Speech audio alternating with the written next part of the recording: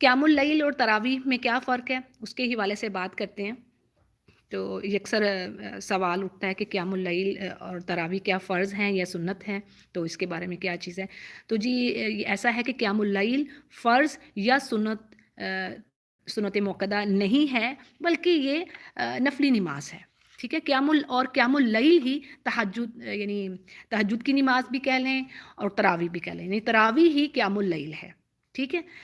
ہاں، بعض علماء کہتے ہیں کہ جی تہجد کے لیے سونا وہ ایک اس کو رات کو سونا وہ ایک کنڈیشن لگاتے ہیں، لیکن کیا ہے کہ تراویح قیام اللیل ایک ہی چیز ہے، ٹھیک ہے۔ اب حدیث دیکھتے ہیں کہ آپ صلی اللہ علیہ وسلم نے فرمایا کہ جس نے ایمان اور احتساب کے ساتھ رمضان کی راتوں میں قیام کیا، ایمان اور یعنی ثواب کی نیت رکھتے ہوئے، ٹھیک ہے، احتساب یعنی ثواب کی امید رکھتے ہوئے، نیت کہ یہ اس بات کی کہ مجھے اللہ اس پر بخشے گا، مجھے اللہ ریوارڈ دے گا، میری بخشش ہوگی، مغفرت ہوگی، تو یہ ہے معنی احتساب۔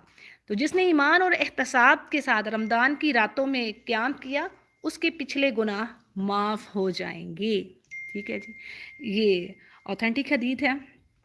اچھا جی، اب یہ دیکھتے ہیں کہ آپ صلی اللہ علیہ وسلم نے کتنی رمضان میں کتنی رکعات کو ادا کیا۔ تو جی اکارڈنگ ٹو حدیث کیا بات آ رہی ہے کہ آپ صلی اللہ علیہ وسلم نے 11 رکعات سے زیادہ نماز نہیں پڑھی، رمضان اور غیر رمضان، ٹھیک ہے، دونوں باتوں میں یہ چیز آ رہی ہے، یعنی کہ رمضان اور غیر رمضان 11 رکعات سے زیادہ آپ نے نماز نہیں پڑھی۔ اب اس میں کس طرح کی دیکھیں، 8 جو رکعات ہیں وہ ہوگی وہ نفل ہو گئے، ٹھیک ہے، اور جو 3 ہیں وہ وتر ہو گئے، سمجھ آ گئی؟ تو 3، کیونکہ اس میں یہ بھی اوتھینٹک حدیث ہے کہ 3 دن آپ صلی اللہ علیہ وسلم نے نماز پڑھائی، یعنی آپ نے مال مسلمین اجتماع ہوا مسجد میں 3 دن، بٹ 4تھ ڈے آپ اپنے حجرہ سے باہر ہی نہیں نکلے، اگرچہ صحابہ کرام جمع تھے، آپ کا انتظار کر رہے تھے، یہ میں مفہوم بتا رہی ہوں، تو آپ کو یہ خدشہ تھا کہ کہیں میری امہ پر یہ چیز فرض نہ ہو جائے، ٹھیک ہے، اس خدشے سے مطلب آپ نے ڈرتے ہوئے اس کو ادا نہیں کیا۔ تو کیا ہے جی، قیام اللیل اور تراویح ایک ہی چیز ہے، ٹھیک ہے، اور یعنی تہجد بھی آپ اسی میں گن لیں۔ جیسے میں نے ایک رائے بتا دی کہ بعض علماء یہ کہتے ہیں کہ جو سونا اس میں شرط ہے، تو بہرحال یہ ساری چیزیں قیام اللیل میں آ جاتی ہیں، تراویح میں آ جاتی ہیں، اور رکعات کتنی ہیں یہ بھی میں نے آپ کے آگے بات رکھ دی ہے۔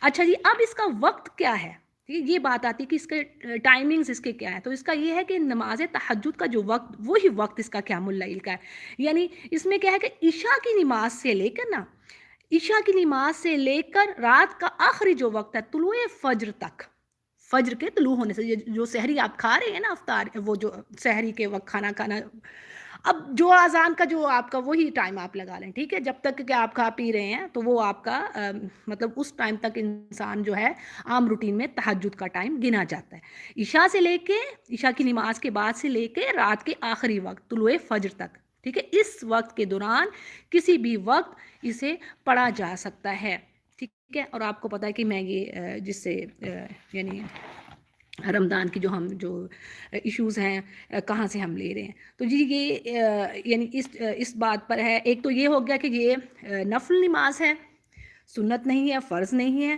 لیکن رمضان میں تو اس کو ضرور پکڑیے، اور پھر یہ سہولت دی گئی ہے، اصل میں کیا ہے کہ آپ جب فرض نماز ادا کریں تو ساتھ ہی ایک سہولت دی گئی کہ ساتھ ہی تہجد کی پریئر ہو جائے، قیام اللیل ساتھ ہی امام کے ساتھ پڑھ لی جائے، اور پھر یہ بھی حدیث ہم نے پڑھی کہ جو امام کے ساتھ یعنی جس نے نبی کریم صلی اللہ علیہ وسلم نے فرمایا جس نے امام کے ساتھ قیام کیا یہاں تک کہ امام فنش کر دے اس اپنی پریئر کو، تو اس کے گویا اس نے ساری رات قیام کیا، گویا اس نے ساری رات عبادت کی، ٹھیک ہے، سبحان اللہ۔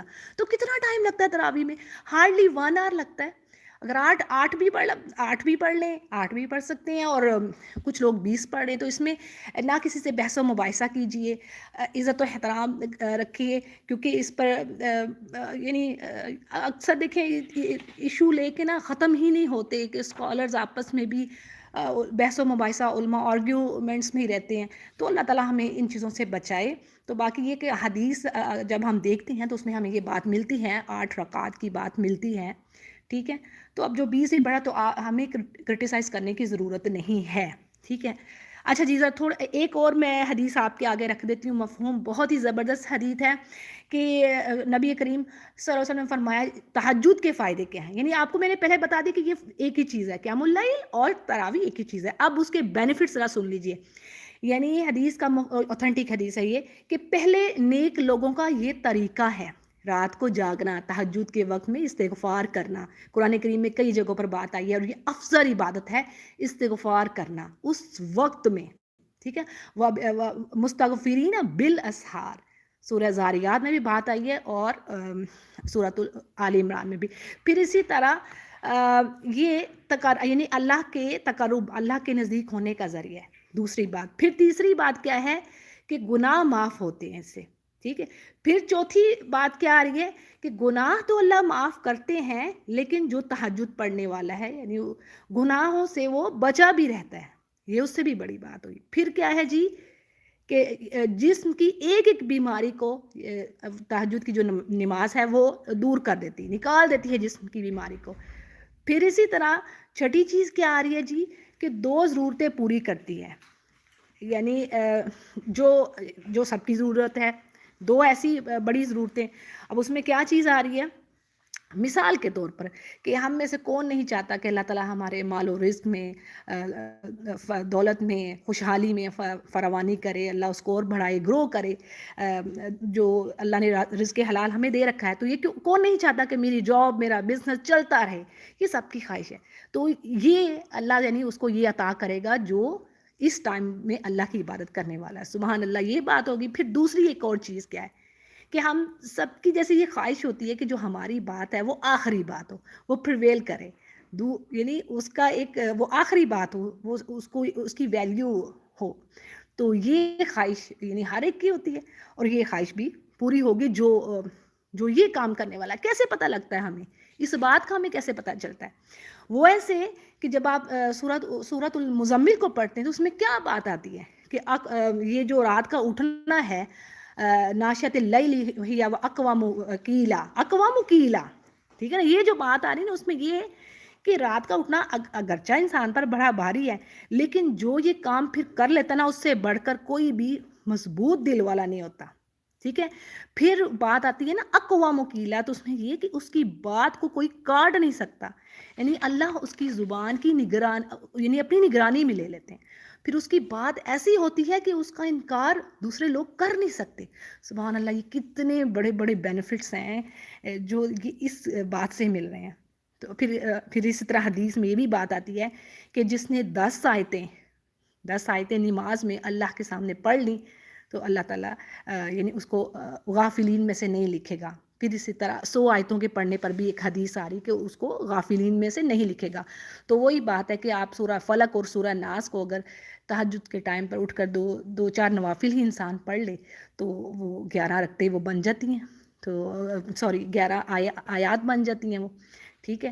تو اس کو ان چیزوں کو یعنی اس نیت سے کہ اللہ مجھے بخشے گا، ثواب کی نیت سے، اور یہ جو ریوارڈ ہے کہ اللہ کا غضب بھی دیکھیں نا جو صالحین کا طریقہ ہے، مقربین کا یہ طریقہ ہے. تو یہ وہ ان نیک اعمال سے اللہ کا غضب بھی کم ہوتا ہے، صدقہ خیرات سے بھی کم ہوتا ہے، اور گناہوں کی معافی دیکھیں استغفار سے بھی ہے. لیکن یہ زبردست طریقہ ہے تہجد کی. ایک خاص اثر ہے کہ جو ہم ڈسکرائب نہیں کر سکتے ورڈز میں، کہ آپ اس میں جو آپ کو فیض ملتا ہے جو بات اس نماز میں ملتی ہے، یعنی ایسی اس کے اثرات ہیں. یہ تو کچھ باتیں آپ پڑھ لیں ایون حدیث کو جب انسان اس کو فیل کرتا ہے، اس چیز سے گو تھرو ہوتا ہے، اس کا پھر ایکسپیرینس ڈفرینٹ ہوتا ہے. تو جی انشاءاللہ یہ بات رکھی میں نے قیام اللیل اور نماز جو تراویح ہے اس کے جو ایشوز تھے اس کے بارے میں مجھے تھا کہ میں آپ کو بتا دوں کہ یہ ایک ہی چیز ہے اور انشاءاللہ مس نہ کیجئے، کوشش کیجئے. پھر اسی طرح شیخ جو صالح فوزان ہیں ان سے پوچھا گیا کہ کسی نے کہ بھی افضل بات کیا ہے کہ تراویح کو ہم گھر میں بھی پڑھ لیں تو از اٹ اوکے یا پھر مسجد میں ہی پڑھا جائے. تو اس پر انہوں نے جواب دیا میں اب یہاں پر ایڈ نہیں کر سکتی، لیکن گروپ میں آپ کو انشاءاللہ I will try to send you. تو اس میں انہوں نے کہا کہ دیکھیں گھر میں بھی ہو سکتی ہے کیونکہ یہ نفلی نماز ہے، you can offer at your home, لیکن یہ ہے کہ بہت ہی افضل اچھی بات ہے کہ آپ مسجد میں جائیں اور مع المسلمین یعنی دوسرے مسلمانوں کے ساتھ مل کر پڑھیں، تو وہ بہت افضل بات ہو جائے گی. اور پھر یہ ایک شعائر اللہ یعنی اللہ کی یعنی یہ یاد دلانے والی چیزیں ہیں مساجد اللہ کی، تو افضل بات یہ ہے کہ آپ وہیں پر پڑھیں. گھر میں پڑھ سکتے ہیں، اٹ از اوکے فائن، ٹھیک ہے. تو یہ جیسے میں نے یہ شیخ صالح فوزان کا میں بتا رہی ہوں فتویٰ، اور میں بھیج بھی دوں گی، اگین میں کہہ رہی ہوں، لیکن وہی بات بیٹر ہے کہ آپ اس کو یعنی اس نماز کو مسجد میں جا کر امام کے ساتھ پڑھیں، تو اس کا پھر مزہ ہی کچھ اور ہے. ایک ہی تو ماہ ہے اور گنے چنے دن ہے، اللہ نے کہہ تو دیے ایام معدودات. تو انشاءاللہ اللہ تعالی ہمیں بھرپور فائدہ اٹھانے کی توفیق دے. انشاءاللہ اللہ تعالی ہمیں ہمارے پیاروں کو اس مہینے میں آگ سے آزاد کرے، اور اللہ تعالی ہمارے دلوں میں ایک دوسرے کے لیے محبت، رحمت، خوبصورتی، اثار، قربانی، پیار و محبت کا، ایک دوسرے کے لیے دینے کا، وہی جو چیز ہم اپنے لیے پسند کریں دوسرے کے لیے بھی وہی پسند کریں. یا رب تو ہمارے دلوں کو نور سے بھر دے، پاک کر دے، خوبصورت کر دے. یہ بہت بڑی بات ہے، یہ دعا مانگنی اپنے لیے. ریچولز تو ادا کرنے والے بہت لوگ ہیں، لیکن ایک دوسرے کے لیے ہم کچھ دینے پر تیار نہیں. ہمارے دلوں میں اس قدر سخت تنگیاں، حسد اور نفرت نے ایسی جگہ لے کے بیٹھ گئی یہ چیزیں کہ ہم کسی کو کچھ دینے پر راضی نہیں ہیں. سگے بہن بھائیوں کو آپ آج کے حالات میں ایسی پریشان کن سچویشن ہے، تو اللہ تعالیٰ ہم سب پر کرم کرے، ہمارے دلوں کو خوبصورت کر دے، اللہ تعالیٰ ہمیں عمل کرنے والا بنا دے. تو جی انشاءاللہ ضرور اہتمام کیجئے. خواتین بھی جہاں پر ان کو یعنی بعض مسلک والے نہیں اس چیز پر کرتے، لیکن بہرحال اوتھینٹک حدیث سے یہ ثابت ہے کہ خواتین جائیں نماز پڑھیں مسجد میں. نبی کریم صلی اللہ علیہ وسلم نے نہیں روکا. ہاں اگرچہ یہ بات ہے کہ افضل نماز اس کی وہی ہے وہ جو گھر کے اپنے حجرے میں پڑھ رہی ہے، لیکن اب یہ ایک مطلب جانے کی اجازت ہے، بٹ کہا گیا کہ مت روکو، اللہ کی باندیوں کو مت روکو، ٹھیک ہے. تو یہ اجازت دے دی ہے. تو ایٹ لیسٹ اس مہینے میں آپ تراویح کے لیے تو ضرور ہی میں ریکمینڈ کروں گی، ایڈوائز کروں گی کہ ضرور جائیے اور مس نہ کیجیے انشاءاللہ. اور وہی اپنی موڈیسٹی کے ساتھ یعنی سادگی کے ساتھ اور پورے پردے اور حجاب کا خیال کرتے ہوئے، ٹھیک ہے جی. تو انشاءاللہ اللہ تعالیٰ ہم سے قبول فرمائے. تو اتنا ہی میں اس پر اتنی بات ہی رکھوں گی، ٹھیک ہے. انشاءاللہ پھر مزید جو ہے اگلے ویک میں رکھیں گے. وآخر دعوانا ان الحمد للہ رب العالمین.